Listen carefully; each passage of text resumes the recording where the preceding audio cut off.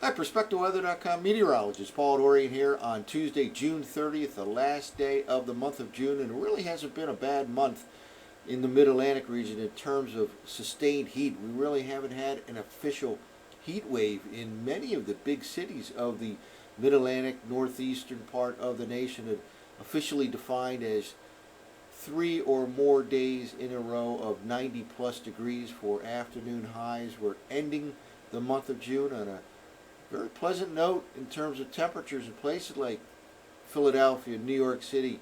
Highs today in Philly, for example, in the mid 80s. New York City, the low to mid 80s.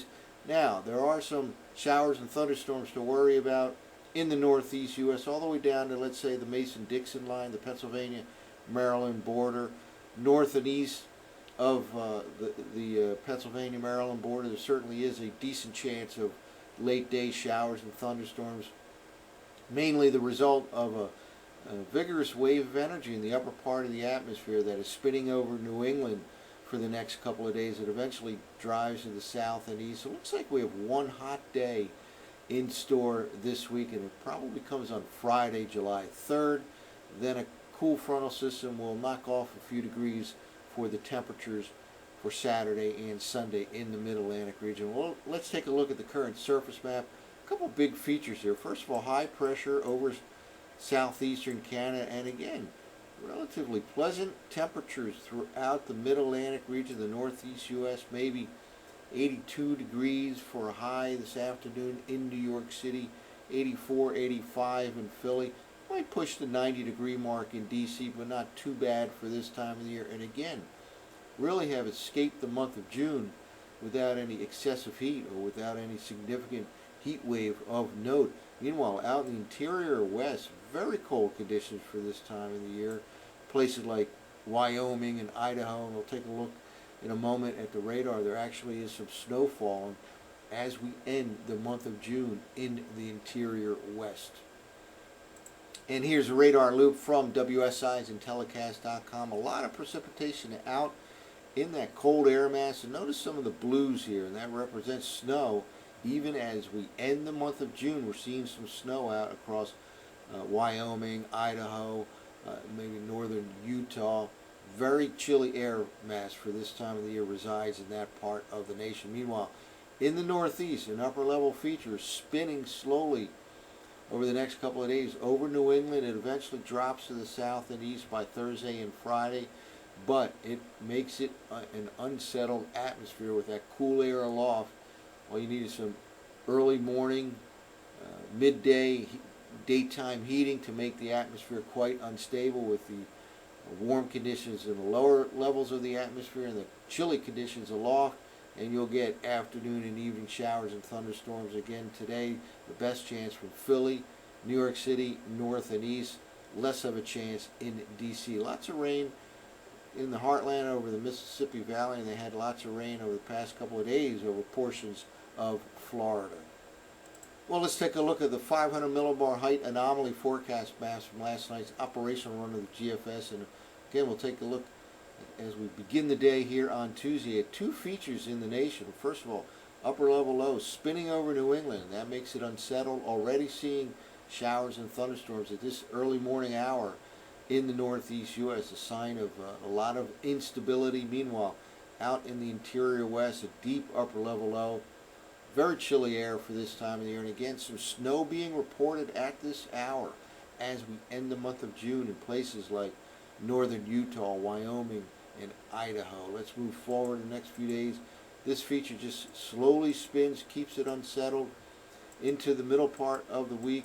Then towards the latter part of the week, it slides to the south and east, and that will open the door here on Friday for probably quite a hot day. Places like D.C., Philadelphia, New York City, where it finally could reach maybe the lower 90s in some parts of the area. But then a weak cool frontal system. You can kind of see a little a kink in the isobar pattern right here on Friday morning. That represents the location of a weak cool frontal system that slides on through the Mid-Atlantic region by Saturday, so it knocks off a few degrees instead of the 90s that we'll have on Friday afternoon, most likely the 80s for highs on Saturday, which is July 4th. places like D.C., Philadelphia, New York City. Meanwhile, big ridge of high pressure starting to build out across the middle of the nation, and that will turn into quite a hot weather pattern for the heartland, beginning late this week, continuing through the weekend into next week. Well, now let's take a look at the 6Z GFS surface forecast maps, and again, already starting off today with some instability in the northeast U.S. Showers and thunderstorms rotating around that upper level feature. They'll have the best chance of impacting weather from the Pennsylvania-Maryland border north and east. Can't rule out a late day or evening shower or thunderstorm in D.C., but much less of a chance in D.C. as compared with New York City, for example. And in New York City and anywhere throughout New England, could be some heavy rainfall as well with these afternoon and evening showers and thunderstorms. Meanwhile, some snow showing up right here, a little bit of blue out across Wyoming by this evening, and we're seeing some of that right now, and a very chilly air mass out across the inter-west, the mountainous regions especially. Still unstable in the northeast mid-Atlantic region on Wednesday, and Thursday probably a rain-free day here in the mid-Atlantic region. And ahead of a cool front, looks like Friday right here as we end the work week. Actually begin the holiday weekend on Friday. Looks like could turn out to be a hot day, maybe the low to mid 90s in D.C., 90 plus degrees possible in Philly and New York City as well on Friday afternoon and evening, and then there'll be a chance of showers and thunderstorms Friday evening as that next cool frontal system comes on through, and it looks like it knocks off a few degrees from the 90s on Friday to the 80s on Saturday, which is July 4th. Probably decent weather for any fireworks activity Saturday evening. So that's it for now. Unstable in the mid-Atlantic region, especially north of the Pennsylvania-Maryland border, and certainly unstable this afternoon and evening throughout New England with that upper level low spinning around for the next couple of days. That's it for now. For PerspectiveWeather.com, I'm meteorologist Paul Dorian.